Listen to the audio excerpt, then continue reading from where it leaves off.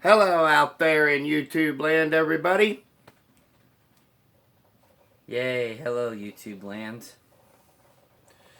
Today it's time once again for another Lifetime Movies, A Dude's Perspective. This time it is the unauthorized story of Beverly Hills 90210. Starring Dan Castellaneta and a bunch of no-name actors that nobody has ever heard of before or since. Yeah. The movie was directed by Vanessa Roldling or something like that. It premiered September 23rd. Actually, no, it didn't premiere September 23rd. It premiered October 3rd, 2015. My bad. October 3rd, 2015. It premiered on the Lifetime Network. That's why it is a Lifetime movie. What were your thoughts on the movie? You know, there are certain people that I thought that they were just complete and total a-holes, basically. Except for Dan Castellanella's character and the creator of Beverly Hills 90210. Yeah, he played Aaron Spelling in the movie, and he was fairly decent. He was kind of funny. For those of you who were born under a rock, Dan Castellaneta is the voice of Homer Simpson. That's who he's most famous for. Yeah. Anyways, this movie is absolutely dreadful. It is. There are references all over the place that just don't tie in with the movie. Like, there's one specifically that I remember that I will not get out, which is Ian Ziering, who, if you are living under a rock, is most notably for Beverly Hills 90210 and Sharknado. And there's a reference in there where he's telling Shanae, or something like that she's like a shark and a tornado. It was Shannon Doherty. Yeah, and Shannon they really Doherty portrayed her in a bad light in the movie. She came across as very catty and just very unlikable. While they try to portray the rest of the cast as just innocent characters in the whole thing. And it was very obvious from the get-go that they were making Shannon out to be the villain of the story. You know, during the whole thing, you know, you have the villains of the story, and yeah, you know, they were making it out to her being the villain. Like the Queen Mean Girl, like in Mean Girls, she came across as something similar to that. Yeah. And this whole thing was just completely awful. Awful dialogue, overacting. Nobody really seemed like they were giving any effort whatsoever. Awful references just all over the place. Like, I think there's even a High School Musical reference. There is. Like she says, how would a musical set in a high school work? Like, what? And there was like an X-Files reference, I think, as well. What do you want? Paranormal, private paranormal investigators or something like that? And it's like, this, it was so bad. I get there's even a Scared Straight reference. I don't see how anybody who watched Beverly Hills 90210 back in the day could have found any enjoyment whatsoever out of this movie. But we went through it for you guys' sake. Yeah. To show that I don't know why we did it.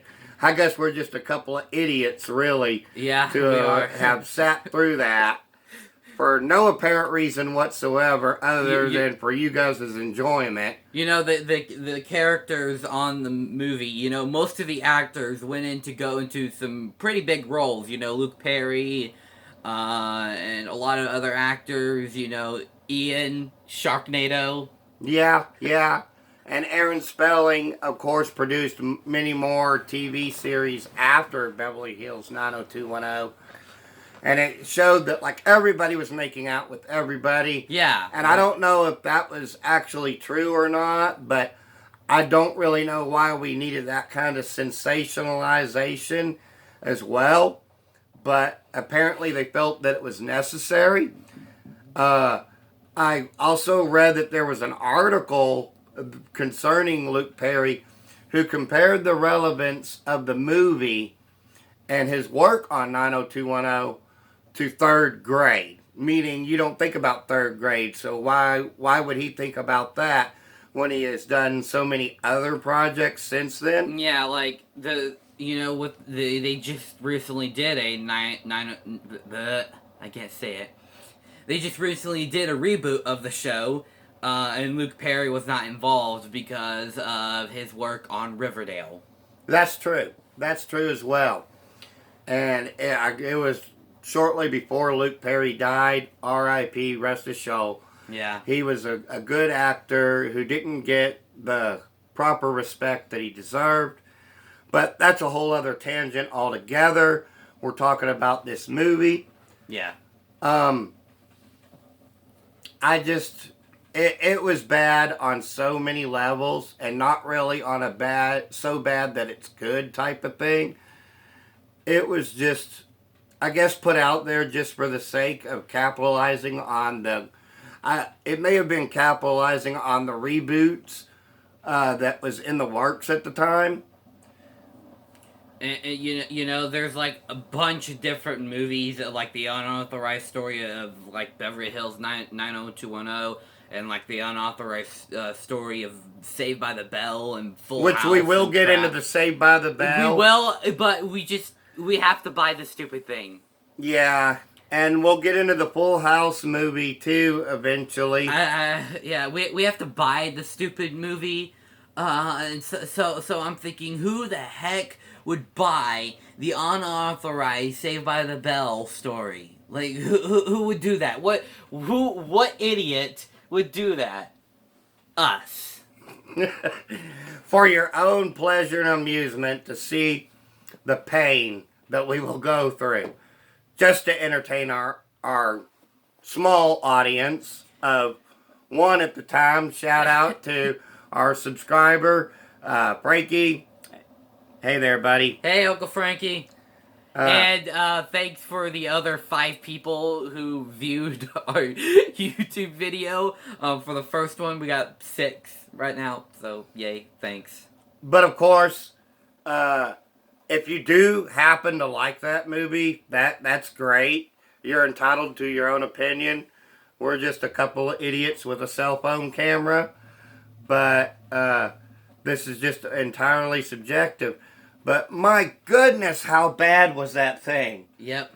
It was, it made my brain hurt at times, just sitting there watching that, thinking, what? Why would you make these references to these pop references? I guess maybe trying to relate to people of today. But I felt that the movie was supposed to be designed to people who had watched the show to begin with. Yeah, to the show Beverly Hills 90210. But clearly they did not. It was a complete disservice. Like, the only characters I really liked in the movie were Aaron and the creator of the show, Darren. Yeah, the director was really good too, whoever played him. Yeah, good job on his part. But, of course, Dan Castellaneta, he nailed the part, and he was funny, and he was witty. Yeah. But everybody else... like when he's in his bed, he's like, what the heck? It's midnight. Yeah, and he was like, Shannon again, and it was just, oh my goodness. Really? Really, we're going to go down this route? Yeah. I don't know what else to really say about this. Me neither. So we'll just wrap up the review here. Like you said, we're just 2 idiots with a cell phone camera, and it's just our opinions only. If you like this movie, good. We're not trying to bash you. No. Everybody's entitled to their own opinion. We live in America. You have the freedom to express yourself and the freedom to say whatever's on your mind, and that's why we're doing these things, because we do have that ability. I will just also say that if you like what we've done so far with this, give us a like, give us a subscribe, share the video. We, of course, do not have sponsors, nor will we really ever probably have sponsors. Except for this Trump 2020 shirt. This is our sponsorship. Yeah, and hopefully you don't find that offensive, but if you do, that's on you. We can't control that.